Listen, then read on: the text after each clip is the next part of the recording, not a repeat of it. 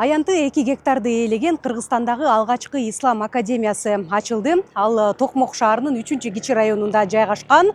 Бул жер 400 студентке билим берүүгө ылайыкташтырылган. Зарыл учурда студенттер жатакана менен камсыздалат.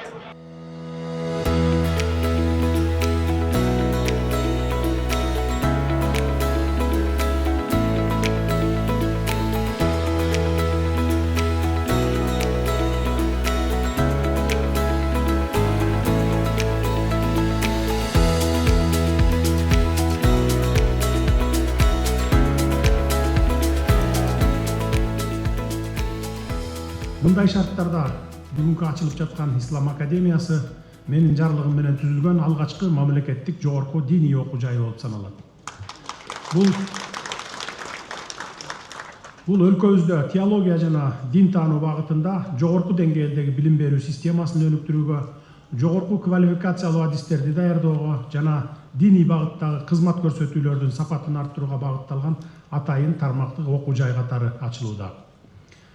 Ислам академиясынын өзгөчөлүгү мамлекеттик бюджеттен каржыланып, өлкөнүн диний чөйрөдөгү мамлекеттик саясатына шайып иш жүргүзүп, салттуу ислам дининин баалуулуктарын илимий негизде изилдөөнүн жана жайылтуунун кепилдиги болуп берет. Келечекте жаштарыбыз мына ушул академияны бүтүп чыккандар имам болушу керек. Диний билим берүү тармагы бул маселе аябай кымбаттык менен каралчу маселелердин бири болуп эсептелинет. Себебин алганда биздин Кыргызстанда азыркы күндө 200дөн ашык диний медреселер, диний окуу жайлар катталып, ар түрдүү багыттарда, ошол эле учурда ар түрдүү багыттарда окутуп келгендиги бар да. Ошол себептен негизинен диний билим берүү Кыргыз Республикасында буга чейин бир көзөмөлгө алынбай келген. Ошонун айынан бул диний академиянын, Ислам академиясынын ачылуусу учурдун талабы десек болот да.